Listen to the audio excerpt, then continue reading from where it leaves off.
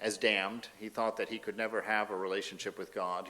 His family life seemed to be rather abusive in that he had no self-confidence in being able to pull it together.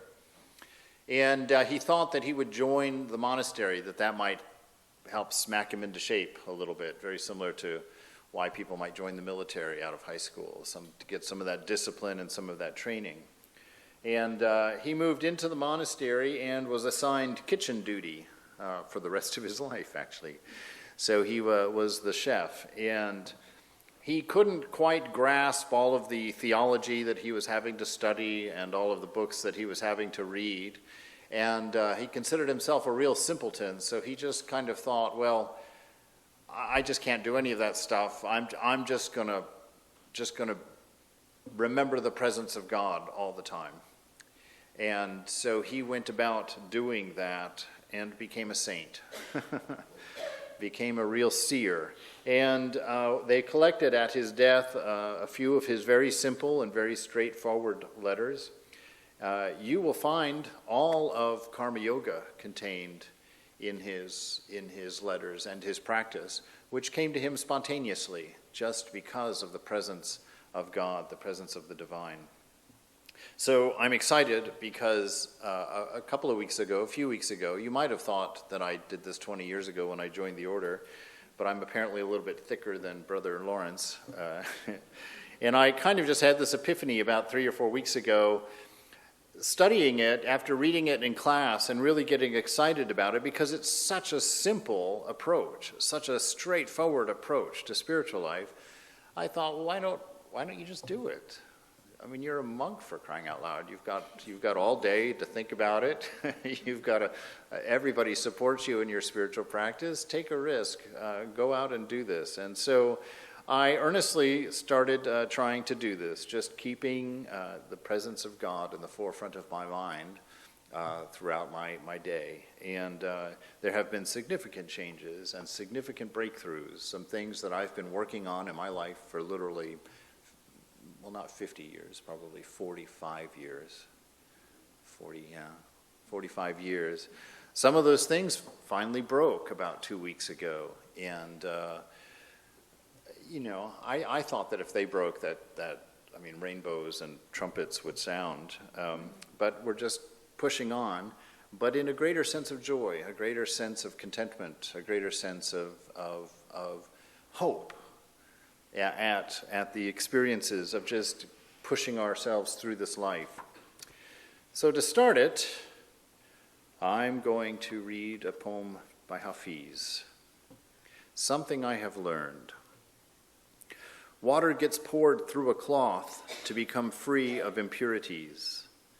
The beloved's name is a mystical weave and pattern, a hidden sieve of effulgence that we need to pass through thousands of times. From my constant remembrance of the friend, all I now say is safe to drink, something that I have learned from the kind, radiant one, who drew me from the unfathomable sky's well, makes me playful all the day long. There's some beautiful ideas in there that God's name is the cheesecloth, as it were, that we get pressed through. And I like the way he talks about it, because he doesn't say that we pour the name through us, that it runs through us. He understands that your mantra is something that surrounds you, that you're being pushed through. It's not you surrounding your mantra. And that becomes apparent only after you begin to step back from mind. When you get out of the sense of who you are, being your thinking and your thoughts. It's a wonderful perception to know, to make that distinction as you step back from mind. When you're in mind, you're in the world. You're here and the world surrounds you. When you quiet the mind just a little bit and step back and break that deep sense of identity that the mind and I is me, you suddenly come to a different perspective, a perspective that you surround the world. So Swamiji says something like, Alameda is in me. Alameda, California, that town.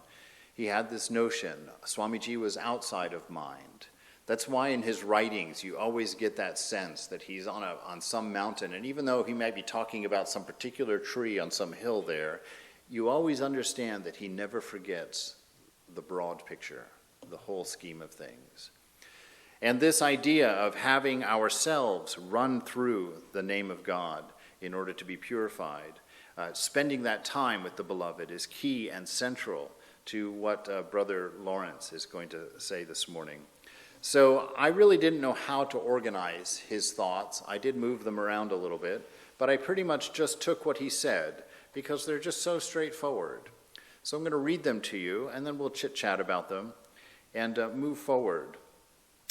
One of the things that he said about the beginning, when he first started out, is a very important point, and it's definitely something for us to look at and use. He said, "I considered myself completely. I considered myself from head to foot." He just looked at his life, left nothing unturned, to consider, where am I? What am I doing? What do I love? What do I want in this world? And he took a close look at it. And I think that that is a great place to start. Sometimes I bemoan the fact, or I have bemoaned the fact, that, after years of practice, I still have this feeling of not moving and not changing and not getting anywhere. And yet I don't make the changes to break that dam. I've mentioned before that a lot of times we get caught in a cycle. The number one complaint I hear from the devotees, from you, the devotees, is that I can't meditate. I can't meditate. I'm in the world. How am I supposed to remember God all the time? It's the same complaint over and over and over again. I never hear about what you're trying to do to break that.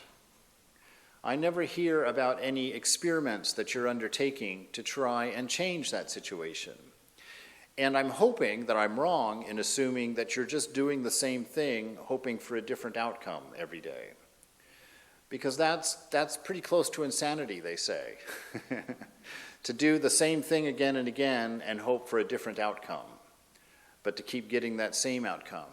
And so this looking at our lives, this accounting for ourselves, is a very important step. Ramakrishna did it every night in tears. Of course, he had that intensity of longing, that intensity of love for God, for the mother, that we're all trying to understand and find within ourselves. But every night he said, another day has passed in vain. I've wasted another day because I have not realized God. How long, O Ma, will it be? How long until I get to see you, till I get to understand and experience the fulfillment of the scriptures? And he would do that in tears. Brother Lawrence, he said when he started his journey, that's where he started, that close introspection. Not one of attachment, not one you sit there and bemoan who you are, not one where you get caught in identifying yourself as this awful person who can't change and can't aspire. It's not like that. It's just a matter of going through and taking an honest, clear look at your life. And how can you do it? Well, look at your finances. Start with your finances. Write down, where does my money go? Now, why would I say start with your finances? Because Jesus said, where your treasure is, there lies your heart also. So what are the things you're investing in your life? Did the bulk of your money go to material things? How much of it went to helping people that you knew needed it? How much of it went to service? How much of it went to the kids? How much went to college? How much went... Assess where your money is going. That's a good place to start, to figure out exactly where your treasure is, and to find out and be challenged if your heart is not in the right place. Now, that's not a disguised request for money. I'm not saying write a big check and everything will be fine and your heart will be in the right place. That's not my point. God forbid. But it is, in fact, to take a look and to find out where things are. Then look at your time during your day. Probably most of us will spend an hour or so doing our meditation. But how many hours in the day are you spending doing everything else? I had a real shock. I'm not going to share the real numbers with you. But I had a real shock. In the Apple iPad, they've got this new feature, screen time. I didn't ask it to do this. This is a pure gift from Mother for me, where it just sprung up with this notice the other day after it updated. You spent X amount of time per day on your screen last week. That was unwanted advice, but deeply appreciated information, because I realized I spent too much time, and it's going to have to significantly reduce. And it makes me think, account for your day. Where do you spend your time? You may spend an hour doing meditation, and that's a great thing. But how many hours of worldliness is 1 hour of meditation countering for you? Could that possibly explain why you're not moving in the direction you want to move? That you've got 1 hour of God, 1 hour of meditation, and then you've got 16 hours of Netflix and solitaire and walks around the park and chats with the wife and kids, and or just laying there doing nothing, whatever your favorite moments are. Counter that. That's where we begin, taking an honest look at your life and saying, is it any wonder that we haven't realized God? Is it really so hard, or is it just that I'm so stubborn or perhaps even a bit stupid that I'm not realizing God? Is it perhaps that I have on the top inch of my mind this idea that I'm a devotee and that I'm striving for realization, but when you look at my day-to-day life, you would have to look really hard to find that mirrored in the way that I live and the things that I do and the things that I say. So challenge yourself, because this is an all-consuming process that we're involved in. There will be nothing left for you at the end. And there'll be no you to want it anyway. So there's freedom there, and it's coming your way. How quickly will be up to you. So start today. I encourage you. If we go through lecture after lecture, and there's no difference between the life before the lecture and the life after the lecture, why bother with the lecture? If you come to all of these classes and there's no difference in your life from before the class and after the class, why go to the classes? Right? I mean, and again, the subtle message is not stop coming to classes. The subtle message is change your life. Do what you're talking about. Be what you're aspiring to be. Challenge yourself in the areas that are untouched and protected, that you don't look at, that you haven't considered.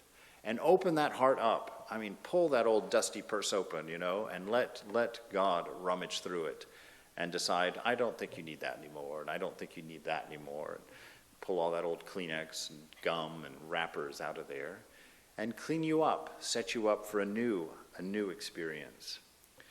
He says, such was my beginning, and yet I must tell you that for the first 10 years I suffered much.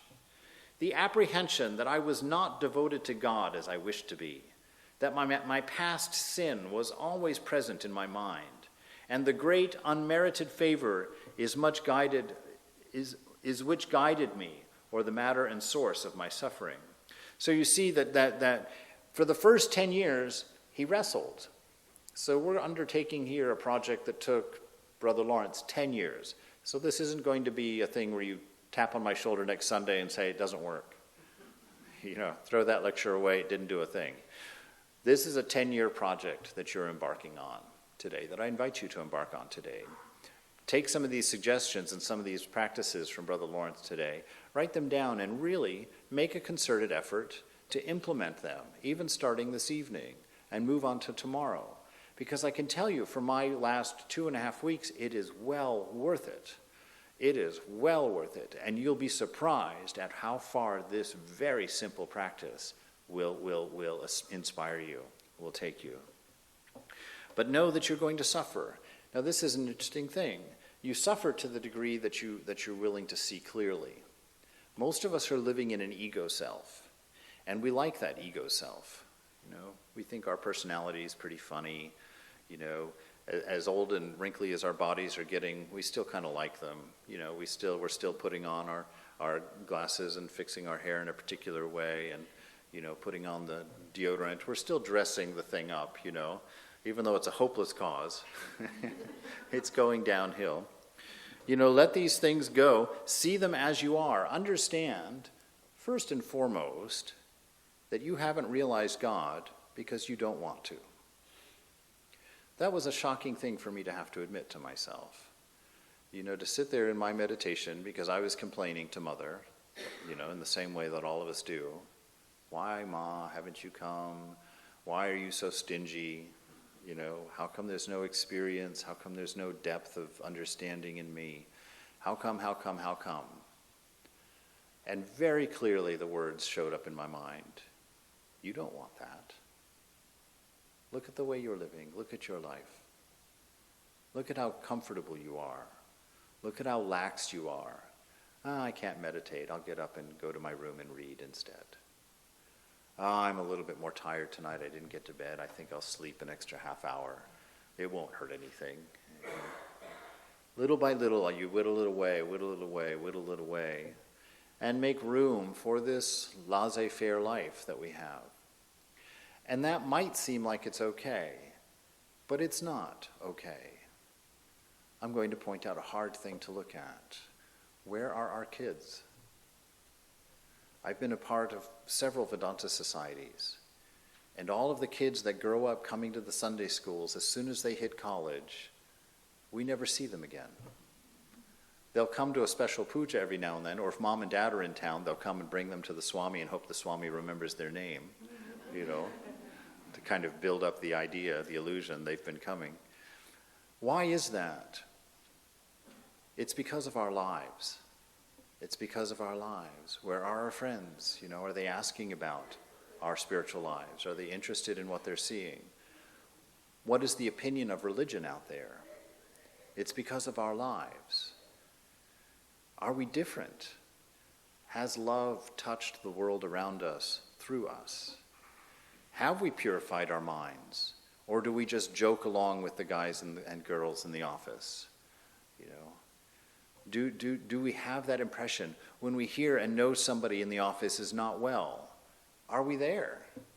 Do we give them a card maybe, unsigned even, just maybe a special silent secret card on their desk? I heard you were not well. Just know I'm hoping you get better. Do we have those kinds of eyes? Because this laissez-faire attitude or laissez-faire approach that we have to spiritual life is affecting the whole world. It's the reason that our kids aren't growing up faithful. It's the reason that religion is in decline. It's the reason that even those living spiritual lives are failing in very public ways. It's because we've made room for these things. We've made room to be ordinary. We've made room to be normal. But we haven't touched God. We haven't seen that bliss and that divine light. Look in it deeply, When you bring your family here, what do they hear you talking about with your friends in the library, in the lobby, in the hallway? What are you talking about? What do they hear you saying when you go out to the parking lot? What do they overhear you saying on the phone when you call people up? I ask these things because I have a lot of contact with kids, and I'm not going to talk about the kids from this congregation, but I'll tell you some of the things I've heard. It's like, somebody just this week I was talking to on the phone, a young woman, and she was like, I don't like to go to the center. She says, all that my mother talks about is who was wearing what saris, and whose kid was going to what school, and who got into where, and who's now starting a practice as a doctor, and all of these things. It's this subtle competition between families. Your children bear that. They have to live with that. This same girl has a best friend, and this best friend wanted to be a journalist, but her father would only pay for her college if she became a doctor. And she was stressing so much about that because she hated it. But she felt like she couldn't talk to her father at all. Is that what love looks like? Is that what support and compassion looks like? Do you know what your kids want to be? Do you give them that option of becoming something unique? I've been in the order for 20 years as a white Swami, which is a fun and strange experience at the same time. And I hear lots of stories. But it took me 15 years in the order before I met my first Indian devotee that was not a doctor or an engineer. 15 years, 15 years. And I wonder, where are the architects? Where are the poets? Where are all these people? And I've been told that it's that the people that go into the arts are the people that couldn't become an engineer, that couldn't become a doctor. And I thought, oh my gosh, what a stress in life, what a stress in life. Those are the kinds of things that happen when our lives aren't centered on the beloved, when our thoughts, our actions are not in alignment with our words. That's what happens. When we start thinking that our honor and the prestige of our family and our name is more important than our children's dreams, our children's ideas of what they want and are searching for. When those things become more important than our spiritual life. When we hear a challenging thing about service and we feel the tinge, but then we don't do anything about it. We let the tinge go away. We let that strike fall into the background. So we're going to start this adventure with just being honest. No self-hatred, no getting down about it. That's utterly not the point, because you sit bathed in grace. There's no need for that. But a matter of knowing where you're starting from a place of honesty, so that you look at your life and say, okay, I haven't realized God because I don't want to. What do I want? What are those things that I'm putting my time into? And then look at them closely. Why? Why do I want them? What is it in them that I think I'm going to get? And then begins the discernment, that discrimination. Is it giving it to me? Is it taking me where I want to be? Is my family the way I hoped it would be? Has my big house returned that happiness to me? Am I happier now than when I lived in my small house? Take a look at your life and see, is everything just getting bigger and more expensive in your life? And if so, is your happiness increasing and your fulfillment of equal measure?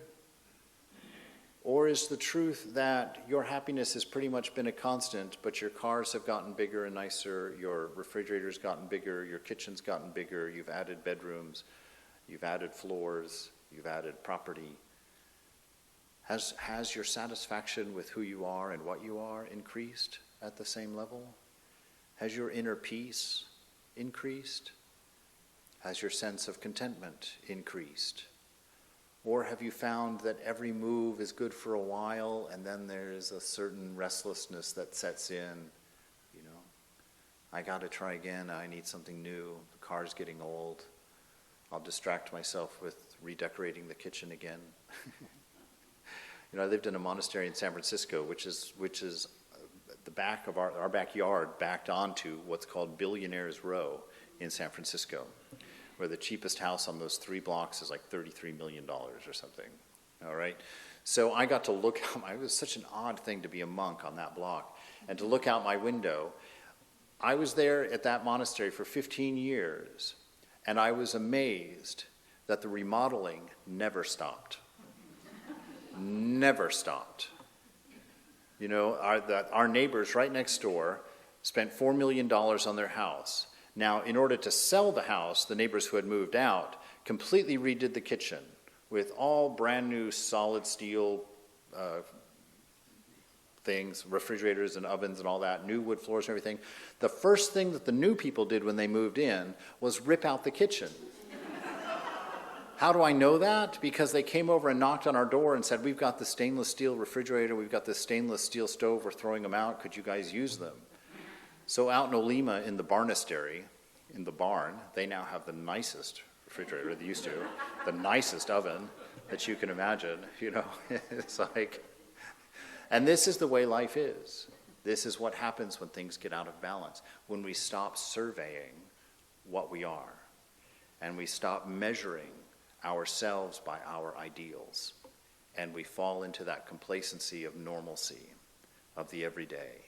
We go to sleep, and we hear the incarnations again saying, wake up, wake up. Wake up. I'm going to share some of the fruits first of what he experienced from this 10 years of practice. I found myself changed all at once, and my soul, which till that time was in trouble, felt a profound inward peace, as if she were in her center and her place of rest. Now, it's interesting how he writes it there. He says, I found myself changed all at once. There's no mention of the previous paragraph where it took 10 years for that all at once change to happen. But you see what he's saying is that it's not necessarily gradual. It's not necessarily you sort of wiggle into this and over time increase. It seems that mother sort of lets it build up like that tension in the rubber band, and then boom, she snaps that rubber band, and you're like, ooh, wow, cool, here I am. And what does he find? A profound inward peace. He wasn't just like, oh, I was happy, oh, it was great, I feel good inside. I felt a profound inward peace. A profound peace, as if my soul had found her home, had found her place of rest. I have no pain, no difficulty about my state, because I have no will but that of God, which I endeavor to accomplish in all things, and to which I am so resigned that I would not take up a straw from the ground against his order, or from any other motive than purely that of love for him. This is where 10 years of practicing the presence of God brought him, to a place of profound interior peace, bringing his soul to its home, to where he had no will of his own. He was motivated purely by the love of the beloved. I keep myself by a simple attention and a general fond regard to God, which I may call an actual presence of God, or so to speak better, a habitual, silent, and secret conversation of the soul with my beloved, which often causes me such joy and such rapture inwardly, and sometimes outwardly so great that I am forced to use means to moderate them and to prevent their appearance to others. There, you won't find any more than that paragraph in the whole book. It says it just like that. It's such a simple thing. But what does he do? I keep myself by a simple attention to God, to the presence of God. Now, at first, you're thinking, okay, the presence of God. What, do I have to just imagine that I've got this best friend? Yeah, if that's where you're at, do that. Start there. Make a best friend. Name him God. And imagine that he is or her is with you always, everywhere. Don't forget it. And you're like, how am I possibly not going to do that? Well, you're not going to be able to do it. You've got 10 years. But you've got to come up with every possible way you can think of to make it happen. You don't just do it and say, oh, God, I didn't even make it through the day. Well, tomorrow you even forget to try. That's not good enough for spiritual life. That's not acceptable for what we're undertaking here. If it didn't work, then come up with a new means for tomorrow. It can look any number of different ways. You know, write up little, like I know, there was a friend of mine when I was working in a cubicle farm at a university, and I worked with 23 women in human resources, and I was always astounded at how many pictures of their family they could fit in a cubicle. You know, I mean, just, they were everywhere, and every little trinket that they'd ever been given by their kids was somewhere on that desk. Use that space. Use that space. Become that fanatic. Put your picture of Thakur or Ma or Buddha up there. Put your little statue there with your flowers in front of it. Create your little shrine. Put some scriptures on the wall. You know, if you need to be more subtle than that, then put a picture of Buddha's eye, you know, on the wall. Put something that nobody else in the room will know what it is, but you know that's Thakur's toe. You know, if you've got one of those safe workspace environments where you're not allowed to put any religious stuff up, disguise it. You know, disguise it. Make your background, you know, a big corner of the letter Om where it comes up in curls, just so you know and you can think about it. Give yourself 2 outboxes, one for offering it to God first, and then you move it from that one to the outbox, you know, so that you keep that in mind. I'm giving it to God. Come up with weird things every hour on the hour. Read a scripture, recite a poem, say a prayer, do 10 japa, do 1 japa, anything. Just come up with a system. If you were forgetful today, tonight when you lay down, go to bed, and say, why was I forgetful? Why didn't that work today? Oh, because I got caught up. What can I do to interject something in my schedule that will not let that happen? Have your iPhone chirp the name of God every 15 minutes. Do something. That's my point. Think about it. If it's not working and you're forgetting, stop accepting that about yourself. Stop thinking that's okay. Stop settling back for nothing. Step forward and come up with creative and engineering ways to find your beloved, to touch that space, to save all of us. If one of you realized God, can you imagine the profound effect it would have on everybody here?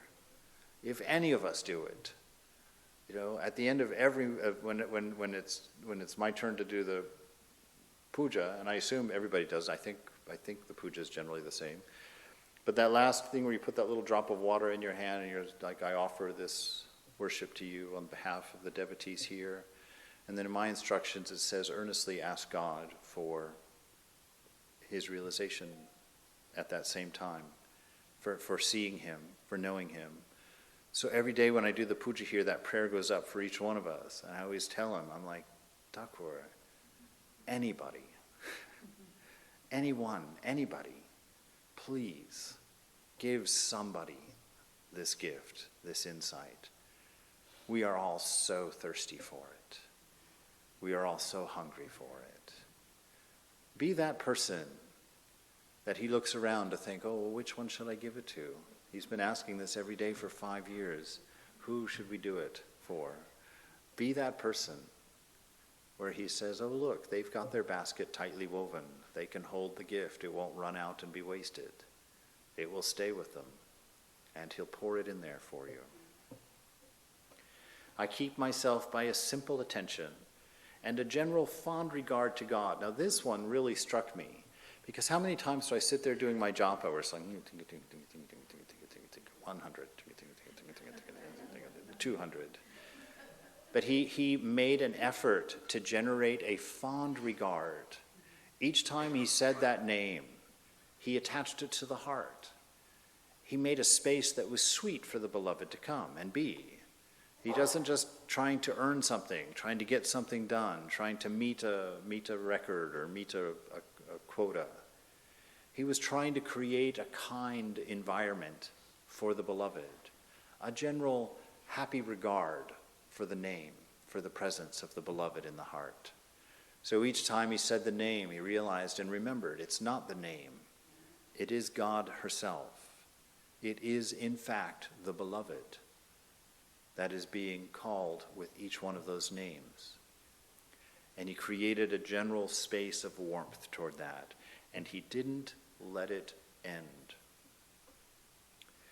A general fond regard to God, which I may call an actual presence, or to say it better, a habitual, silent, and secret conversation of the soul with my beloved. Doesn't that sound amazingly sweet?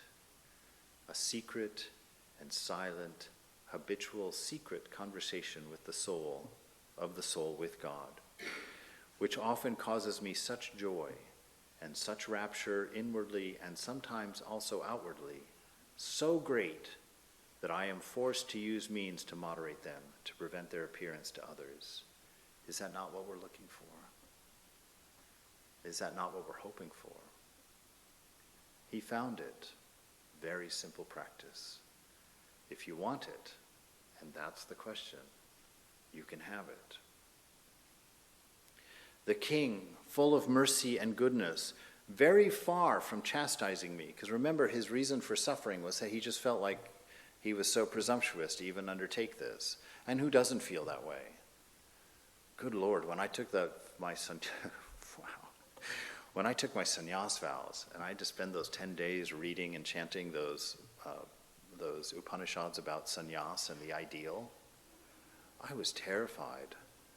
I remember going and laying on Brahmananda's shrine on the floor the day before the vows and just saying, oh, wow, I know this is blasphemy for me to do this, to even try to take this.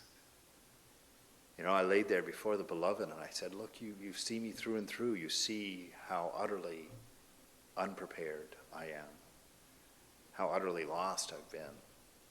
What a crazy life that I've led. And now to be exposed to this ideal and to make a vow to it. Wow. That's what we're up against. That's what we sit in front of when we look at Thakur. Perfection. Someone who never had a selfish thought. Someone who never cared less for you than they did for themselves. Someone who was never willing to hold anything back for you. That's the ideal that we sit in front of. And so a lot of times we imagine that God withdraws. We think that God isn't in our life because we're so impure, he's withdrawn. Absolutely wrong. You withdrew. God is always present and always perfect. If you can't think of him, it's because you don't want to think of him. If you can't remember him, it's because you're not trying hard enough to remember him.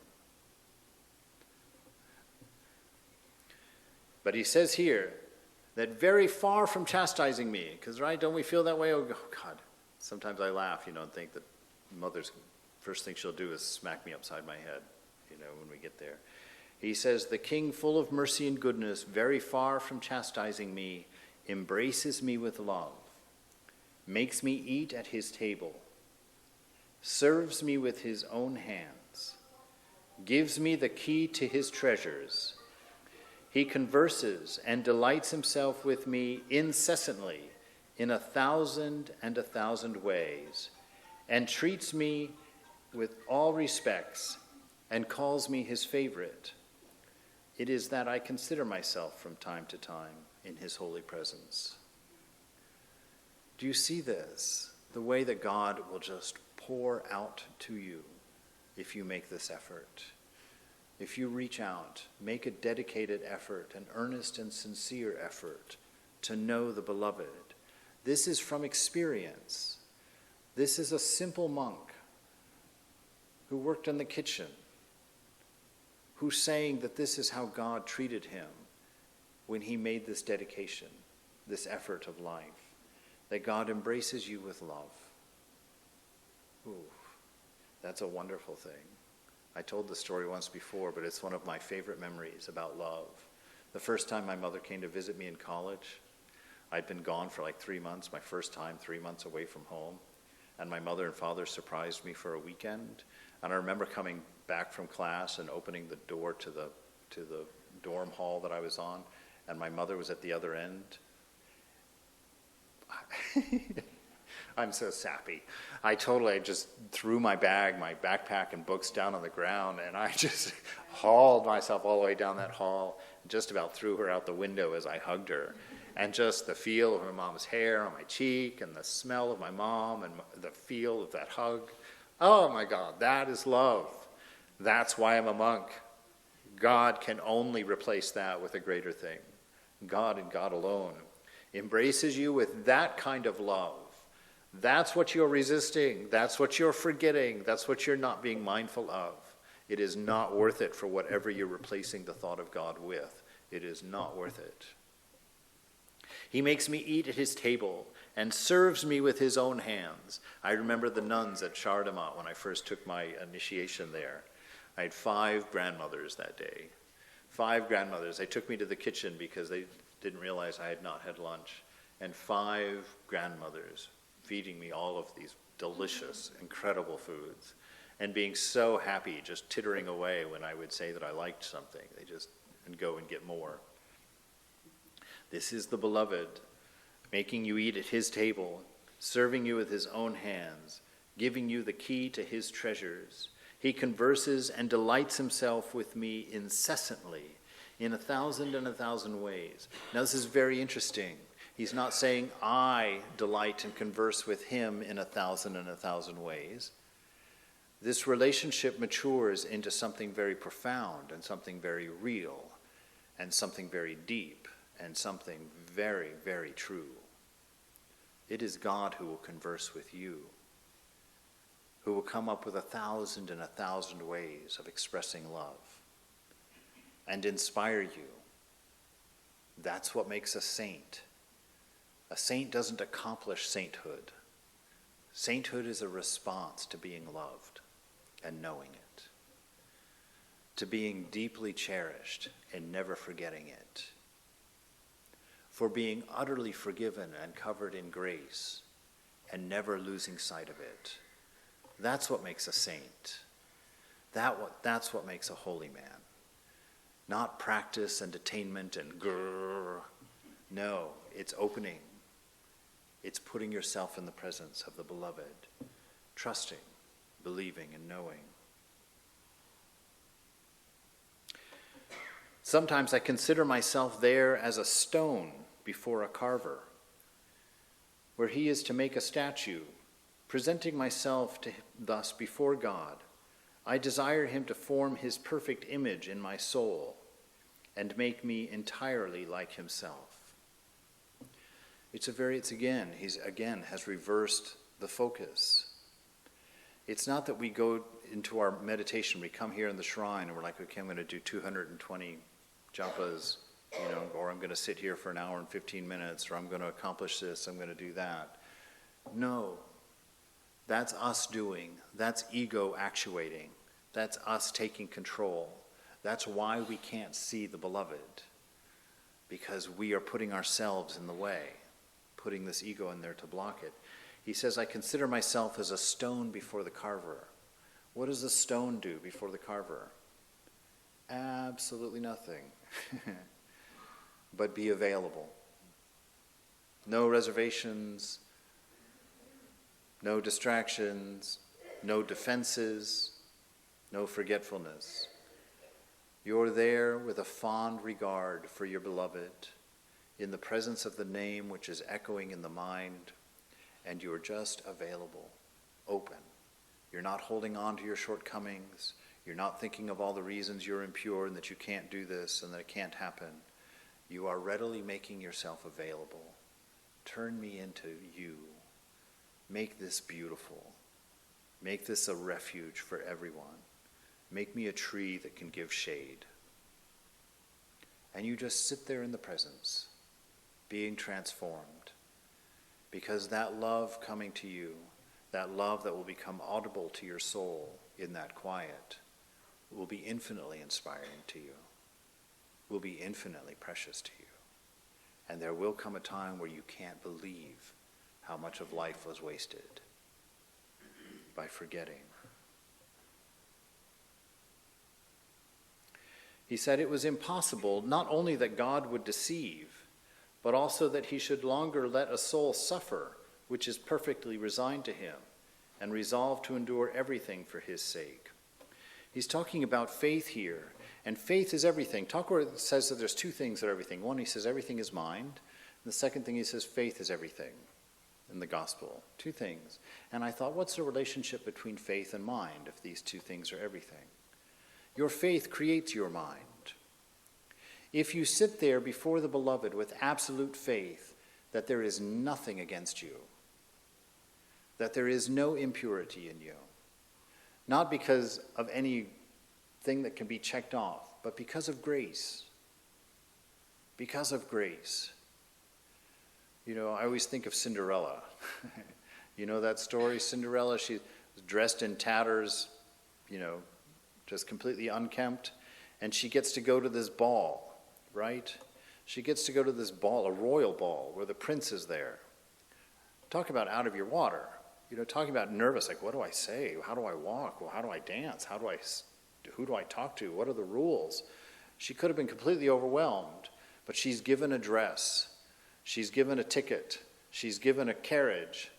And she goes to this ball, and she's marvelous because it was all given to her. It was all a gift to her. She accepted it full-heartedly, went, and became a princess for the night. That's your invitation. As Disney as that is, that's your invitation every time you sit down to meditate. Accept the gift. You are free. You are blissful. You are pure. You are holy. There is in you a bird which is already realized. Let that shine. Let that shine.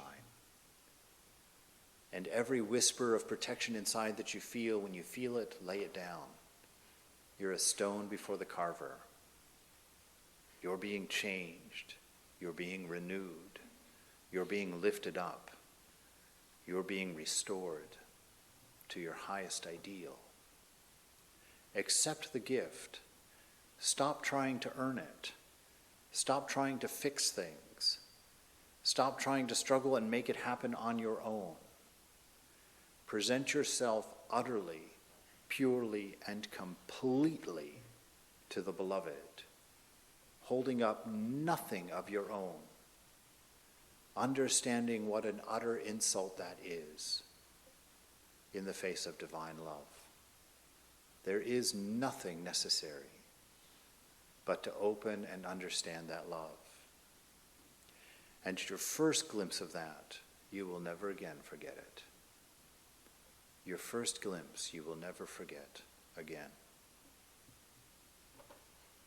He told me that it all consists in one hearty renunciation of everything which we are sensible does not lead to God, that we might accustom ourselves to a continual conversation with him, with freedom and in simplicity, that we need only recognize God intimately present with us, to address ourselves to him in every moment, that we may beg his assistance for knowing his will in things doubtful, for rightly performing those which we plainly see that he requires of us, and for offering to him before we do them, and giving him thanks for them when we have done them.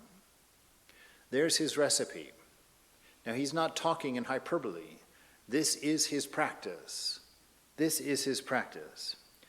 He told me it all consists in one hearty renunciation of everything that does not lead to God. Quit everything that does not lead to God. Now, does that mean that all of us have to become whatevers? No. No. He goes on to say down here that our sanctification does not depend upon our changing our work, but in doing that work for God's sake, which we commonly do for our own. It's just a switch of attitude. Stop doing everything for yourself. Stop going to work for yourself. Stop doing the things that you do at work for yourself. Stop all of that and put the beloved in there and do everything for the sake of love. Do everything for the sake of the most glorious ideal you can imagine. Pure, unconditioned love. Make your life a response to your recognizing the presence of God. That's what he said there, that we need only to recognize God intimately present with us. It's a recognition of something that is already real. The presence of your beloved. You have never seen anything else. I love throwing the little pieces that we've learned along the way. That light is love. Remember Eckhart Tolle said that he saw that light was love? What a marvelous meditation that is.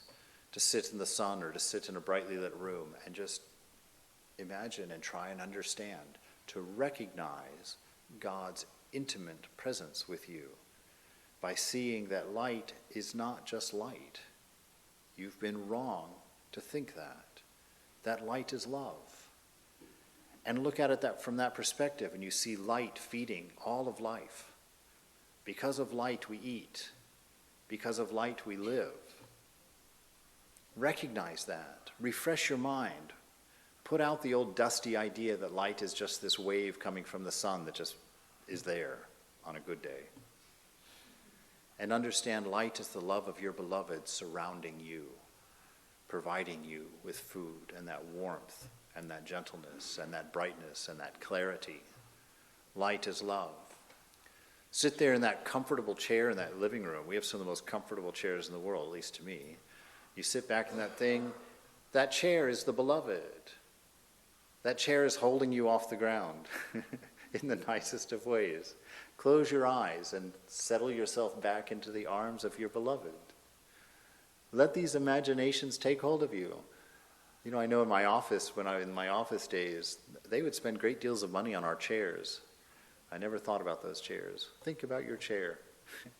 See it as the arms of the beloved. Imagine yourself when you sit down first thing in the morning, when you sit down in the chair. Imagine that you're sitting in the lap of the beloved, that embrace, that comfort is from God. These are ways that you can wake up, ways that you can begin to see the wonder of the world that you forgot as a child, that got beaten out of you at some point. Without being discouraged on account of our sins, we should pray for his grace with a perfect confidence. A perfect confidence. How many times do you need to pray for something? Once. If you pray for it twice, you didn't have any faith. You pray for a third time, you didn't have any understanding. You pray a fourth time, don't bother. Pray and ask for the beloved grace of God with perfect confidence. Don't ever walk into the face of the beloved in shame. That's to be faithless. That's not to have perfect confidence in this gift that is coming to you. That the most excellent method that I have found for going to God was that of doing our common business without any view of pleasing men, and as far as we are capable, purely for the love of God. That it was a great delusion to think that the times of prayer ought to differ from other times, but that this prayer is nothing else but a sense of the presence of God, my soul being at that time insensible to everything but divine love. That we ought not to be weary of doing little things for the love of God, who regards not the greatness of the work, but the love with which it is performed. That's a beautiful statement. That's a beautiful statement, because so many of us, we spend so much of our lives trying to attain greatness, trying to become greatness. It's not good enough to be a clerk. No, I have to be the CEO. It's not good enough to sing a song. I want the audience for me. It's like we all want this greatness, these big things, and it causes this restlessness in us, this sense of striving, this sense of need, the sense of stress. If we could but just understand this here, that God does not consider the greatness of your work, but the love by which it is done. Change your attitude of the way that you work. Stop thinking of yourself and do it through inspiration and not for achievement. Do it because you're called and not because you're driven. Do it because you have the gift in hand, not so that you can earn it. Be with your beloved. Have a perfect confidence that God is everywhere present and always perfect. Keep it in your mind, and it will manifest in your reality. This world is mind. Faith is everything. What you put in the mind manifests in this world. I've said that so many times. I've pointed to this building so many times. This building is someone's imagination manifested. Make your spiritual life your imagination manifested. Your acceptance, your perfect confidence that God is with you at every moment, and live in that space. Now, I wanted to go about how to create a habit. There's so much in here, actually, that I wanted to go over that I didn't get to. But he says here, when he had finished, he examined himself again. So he would sit there before he would do something. He would tell God, let's see if I can find this place. that when he began his business, this is being written about Brother Lawrence, that when he began his business, he said to God with a filial trust in him. Now, filial means like being of a son and daughter. So he had trust in God as his family, as his own mother, as his own father. When he began his business, he would say to God with a filial trust in him, "Oh my God, since you're with me, and now in obedience to your commands, I have to apply my mind to these outward things. I beg you, grant me the grace to continue in your presence. And to this end, please give me your assistance. Receive all of my work and possess my affection." So every undertaking that he took, he set his mind, okay, God, I have to do this thing. I have to go to work. I have to take care of the kids. I have to feed my husband. I have to do X, Y, and Z. Please, as I'm doing this, don't let me abandon you. Don't let me forget you. And when he had finished, he examined himself. Did it work? Did I stay with you? Was I there? He was never hasty nor loitering, but did each thing in its season with an even, uninterrupted composure and tranquility of spirit. "The time of business," said he, "does not with me differ from the time of prayer. And in the noise and the clutter of my kitchen, while several people are all at the same time calling to me for different things, I possess God in as great a tranquility as if I were upon my knees at the Blessed Sacrament." So even in the midst of his busy kitchen, you've seen commercial kitchens, people yelling for things from every side, needing things from every side, needing more of this, less of that, redo this. He says, in the midst of that, inwardly, I was in the shrine, in a perfect sense of even calmness. Where do we get that from? That's from the Gita, right? A person who has let go of all personal desires and is utterly content in the truth of Atman, the true self, is the one of steady wisdom. A person undisturbed by difficulty, who doesn't yearn to be happy, who has no favorites, no fear, and no anger, is a sage of steady wisdom. Whoever is free of all mental attachment, who is not excited when good things happen, nor dejected when evil comes, he is a man poised in wisdom. When one can withdraw the senses from sense objects, like a tortoise draws within, his wisdom is unwavering. You see, he became that without even knowing that, simply by remaining in the presence of the Beloved. And that has been the startling thing to me in the last 3 weeks. Not that I'm having any great star-falling experiences like that. It's just this general fondness has put a sweet mood in me where I haven't gotten caught up in the day-to-day by all the little itchy things that my ego likes to get annoyed at. That this constant presence of the Beloved has lifted the mood, has lifted my eyes off of the things that normally bother me, and put in me a sense of grace because I'm feeling grace, because I'm becoming aware of what love there is, and how deep that love goes. Because at first somebody says unconditioned love. Well, unconditioned love, we have no idea what that is. We just have a little box in the mind, oh, unconditioned love. But when you start putting yourself in the presence of unconditioned love, and start opening the heart to the experience of what that means to you, it gets bigger and brighter and warmer and more consuming and more far-reaching, and you find that everything begins to change because of the presence of God. Because how much of my laziness is because I've forgotten God? How much of my impurity is because I've forgotten God? How much of my inability to do the things I want to do is because I have forgotten my Beloved, and I feel no sense of responsibility and no sense of urgency in myself. When you place the Beloved in the mind and do not let him go, do not let him go, do not let him go, everything else about you will change, because you cannot resist. You cannot hold on to the trinkets when you're standing on the mountain of gold. You can't.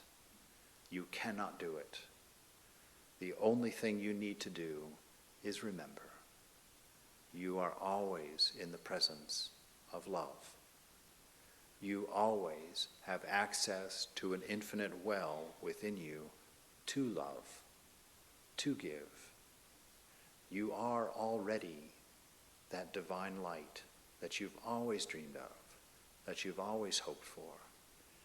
Accept that gift and lay down all of the silly things that you're clutching to that prevent you from having room to hold it. That is the presence of the beloved. That's the practice of the presence of God.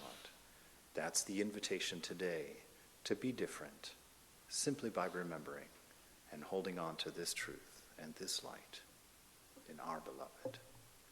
Let's take some time to just ponder that.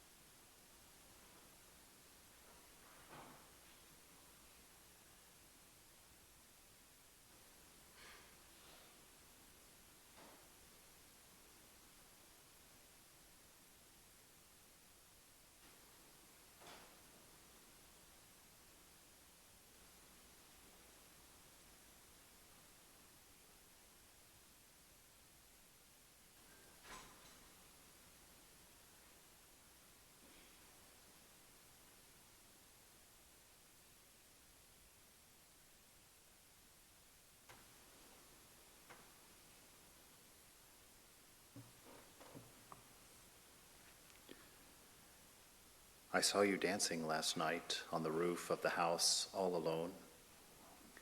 I felt your heart longing for the friend. I saw you whirling beneath the soft, bright rose that hung from an invisible stem in the sky, so I began to change into my best clothes in hopes of joining you, even though I live 1,000 miles away.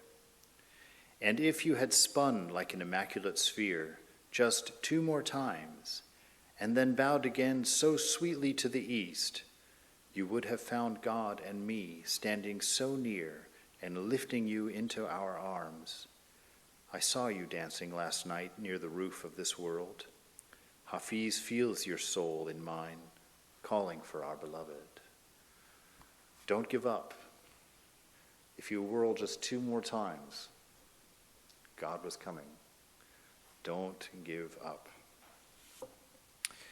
We've got a whole bunch of things going on here to help you this week. Let's see, make sure this is the right one. Is it September? I think so. All right. So next weekend, Swami Brahmarupananda is going to speak on Where There Is No Other. And then at the end of the month, Swami Nishpapananda is coming. We've got our Tuesday discussion group at 10 here. We've got our Wednesday discussion group, which is more of the same from today at 11. And there's a Thursday morning with Swami B doing the Bhagavad Gita class, a very popular class. So come to that. And then our Friday night class this week will be on the Gospel of Sri Ramakrishna. So that looks like everything. Am I missing anything? For Durga Puja. Okay. There's a sign-up sheet for worshiping, for worshiping Mother Durga by bringing food and whatnot for that. So that is on the table just outside the door here. So sign up for that. That would be a great thing. And we'll go downstairs now and have some coffee and tea, some time together, answer questions if there are any, but in a general way, just practice loving, practice caring, find somebody who needs help and offer it. And to that end, I bow before Mother, Thakur, Swamiji, Jesus, Buddha, and on and on. Jai Ma.